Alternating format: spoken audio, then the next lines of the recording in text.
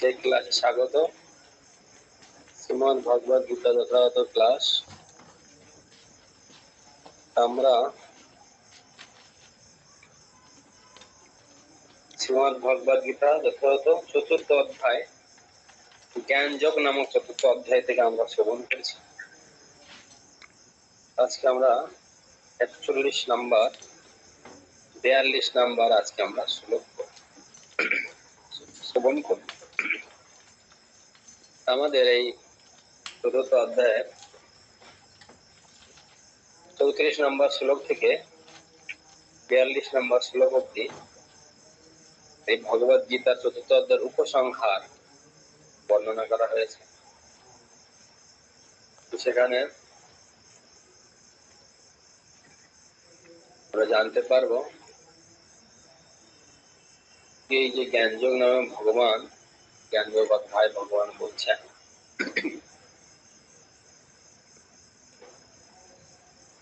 এটা কি উদ্দেশ্য, তার কি মূলত তার কি শিক্ষা রয়েছে, সেটা ভগবান আমাদের কাছে বলছে।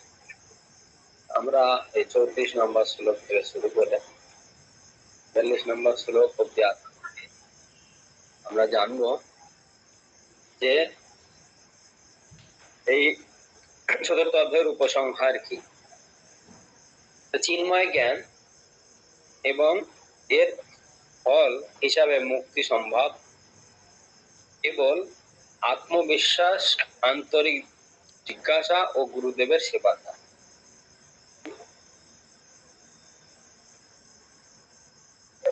এই যে জ্ঞানের কথা বলা হয়েছে, চিন্ময় এবং তার ফল দুটো বস্তু।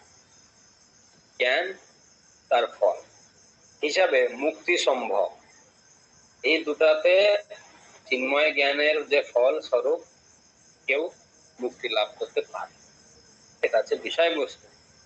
এখন সেই মুক্তিটা লাভ করা সম্ভব কি করে না, কেবল বিশ্বাসপূর্ণ আন্তরিক জিজ্ঞাসা আর গুরুদেবের সেবা দেওয়া। তার মানে এখানে ভগবান দীক্ষার কথা বলছেন। আমাদের সমাজে আমরা তো দেখছি, আমরা ছোটবেলা থেকে আমরা জানি যে দীক্ষা না দিলে দেহ শুদ্ধ হয় না। আমাদের সমাজে একটা প্রচলিত পন্থা রয়েছে, এই তুই দীক্ষা নিস না কোনো, তার মানে তোর দেহ অশুদ্ধ রয়েছে, তুই শুদ্ধ নয়। আমাদের যে প্রচলিত পন্থা সমাজে রয়েছে দীক্ষার পন্থা, এই দীক্ষার পন্থা অনুসারে আমাদের একটা আইডিয়া রয়েছে যে দীক্ষা না হলে মানুষ শুদ্ধ হতে পারে, তাই না?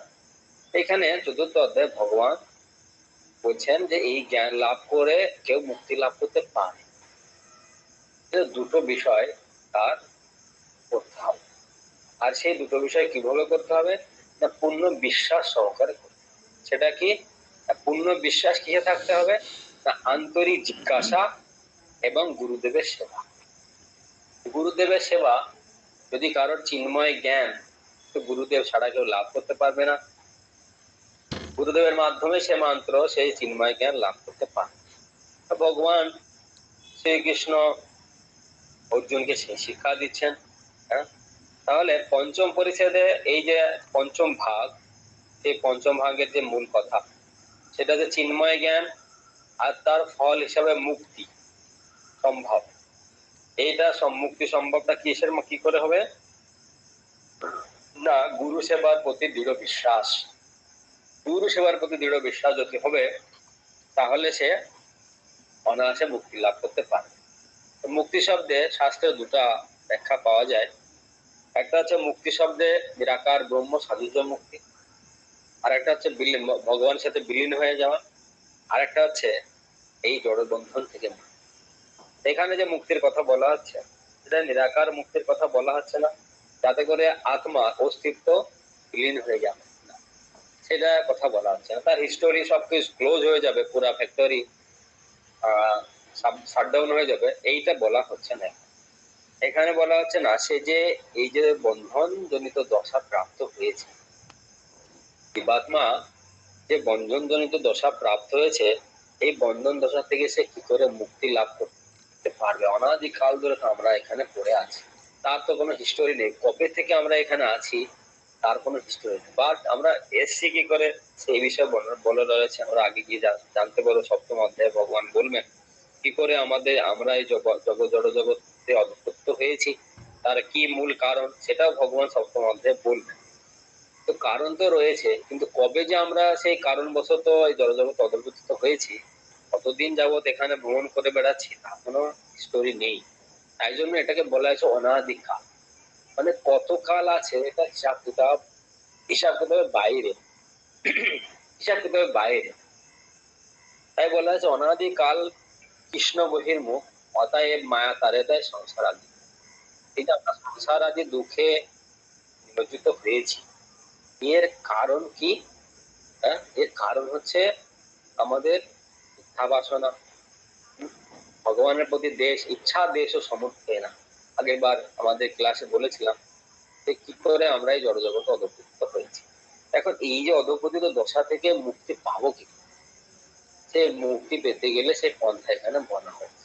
সর্ব উপনিষদে গাবো দুগ্ধা গোপাল নন্দন পার্থ বর্ষ সুধীর ভক্তা যুদ্ধ গীতা মৃতামহা। এই যে ভগবান তিনি একজন গাভী দোয়ান, যে গোয়ালা, সেই গোয়ালা রূপে তিনি গাভী দহন করছেন। কি গাভী দহন করছেন? না সর্ব উপনিষদ গাভ্য। এই গাভীটা হচ্ছে গিয়ে সমস্ত উপনিষদ, আমাদের যত প্রকার উপনিষদ রয়েছে সমস্ত সবকিছুকে গাভীর সঙ্গে তুলনা করা আছে। বেদ শাস্ত্র উপনিষদ সবকিছু, সর্ব উপনিষদ গাভ্য। এরা এদের উপনিষদের সাথে তুলনা, এই গাভীর সাথে তুলনা করেছে। আচ্ছা, দুগ্ধাই গাভীটাকে দহন করছেন কে? এটা দুগ্ধবতী গাভী। এটা একটা দুগ্ধবতী গাভীর সঙ্গে তুলনা করা হয়েছে। জার্সি গাই অনেক দুধ দেয়, তাই না? অনেক দুধ দেয়, এটা একটা সেই গাভীর সাথে তুলনা করা হয়েছে। এখন এই গাভীর দুগ্ধ কে দহন করছেন? না, দুগ্ধ সর্বগুণের গাভো দুগ্ধা গোপাল নন্দন। গোপাল নন্দন, শ্রীকৃষ্ণ নন্দের নন্দন, গোয়ালা। ওরা তো ছোটবেলা থেকে এই দুধ দোয়া অভ্যাস রয়েছে, বাড়ি থেকে সবাই দুধ দোয়, গোয়ালার ছেলে, তাই না? তাই জন্য উনার এই দোয়া অভ্যাসটা রয়েছে।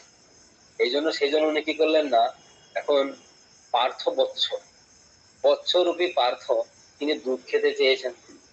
এখন তিনি তার প্রতি করুণাপর বসে তিনি কি করছেন না, সর্বগুণীশ্বর যে গাভী রূপী যে গাভী, সেই গাভীকে তিনি দহন করেছেন। তিনি দোহন করা এক্সপার্ট। নানা শাস্ত্র বিচার নৈক নিপুণ সদ্ধর্ম সংস্থাপক লোকনাং হিতকারিণৌ ত্রিভুবনে মন্নৌ শরণ্যৌ করো রাধা কৃষ্ণ পদার বিন্দ ভজনা অনেক মন্ডলিক বন্দে রূপ সনাতন জীব গোপাল। এখানে ভগবান তিনি সমস্ত উপনিষদ রূপী গাভীকে দহন করেছেন। দহন করে দুগ্ধ দিয়েছেন। তাকে না পার্থ বর্ষ, তার ক্ষুধা লেগেছে। কি ক্ষুধা লেগেছে? তিনি প্রচন্ড কষ্ট পাচ্ছেন ক্ষুধাতে। কি ক্ষুধা? না তিনি ধর্ম সংকটে পড়ে গেছেন।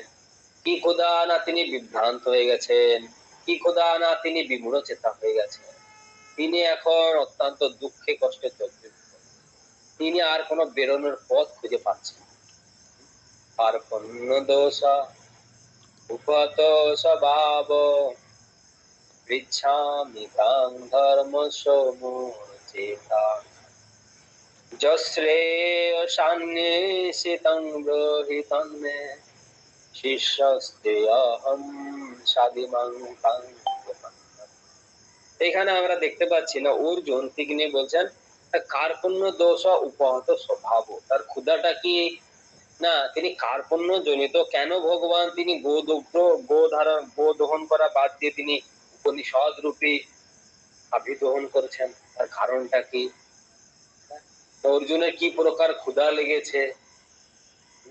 তাকে কি গাভীর দুধ খাওয়ালে কি তাকে হবে? তার বাড়িতে তো গাভী ছিল, মায়ের কাছ থেকে ১ গ্লাস দুধ এনে তাকে অর্জুনকে খাইয়ে দিতেন, তো তার ক্ষুধা মিটে যেত। অর্জুনের কি প্রকার ক্ষুধা লেগেছে, তা অর্জুনের ক্ষুধাটা কি কার্পণ্য দোষ ও উপাহত স্বভাব, কার্পণ্য জনিত দুর্বলতার প্রভাবে আমার স্বভাব পরিবর্তন হয়ে যাচ্ছে। আর সেই পরিবর্তনতার পরে আমার কি হচ্ছে না, পিচ্ছামি তাং ধর্ম সমূহ চিন্তা। আমি সেই ফলে কি হচ্ছে, সেই পরিবর্তনের ফলে আমি ধর্ম চেতা হয়ে যাচ্ছি, ধর্ম সমূহ চেতা। তাহলে এই যে ধর্ম সমূহ চেতা হলে কি হবে, ধর্ম সমূহ চেতা হলে আমার আইডেন্টিটি চেঞ্জ হয়ে যাবে। কারণ যারা ধর্মহীন সমাজ ও পশুবিন অরানাম, যদি আমি ধর্ম বিষয়ে চেতা বুদ্ধি হই, সম্মোহ হই, তাহলে আমি মনুষ্য আর থাকবো না, তখন আমি একটা পশুতে পরিণত হয়ে যাব। ধর্মহীন সমাজ ও পশুবিন অরানাম,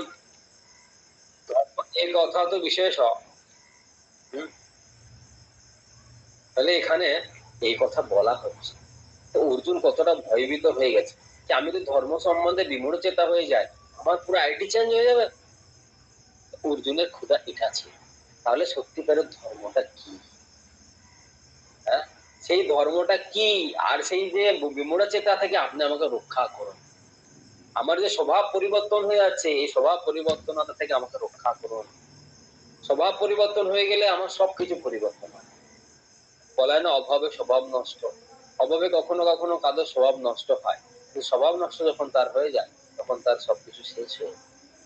অভাব আসলেও কখনো স্বভাব নষ্ট করতে, তারা বুদ্ধিমান মানুষ, তারা শত অভাবের মধ্যেও তাদের স্বভাব তারা নষ্ট করে, তাই না? যেমন সুদামা, তার অনেক অভাব ছিল, তার অনেক অভাব ছিল, ৩-৪টে ছেলে ছিল, হ্যাঁ, তারপরে বাড়িতে বধূ রয়েছে, তাকে খেতে দেওয়া, ভিক্ষা করে এনে তিনি খেতে দিতেন। ছেলেপেলেরা ঠিক মতো খেতে পারতো না, তাদের পড়ালেখা করানো অত দূরের কথা, তাদের ঠিক মতো ২ মুঠো খেতে দেওয়ারও ছিল না। যা ভিক্ষা পেত, সপ্তাহে ১ দিন খাওয়া হতো, ১৫ দিনে ১ দিন খাওয়া হতো, মাসের পর ১ দিন খাওয়া হতো।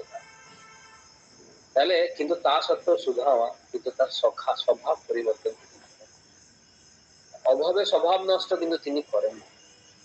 আমাদের সাধারণত অভাবে স্বভাব নষ্ট হয়, কিন্তু এটা শাস্ত্র অনুমোদিত কথা নয়। এখন এই যে স্বভাব নষ্ট হয়ে যাচ্ছে অভাবে, তাহলে সেইখানে সেই জন্য এখানে অর্জুন ভগবানকে বলছে কি, ভগবান আপনি আমাকে রক্ষা করুন।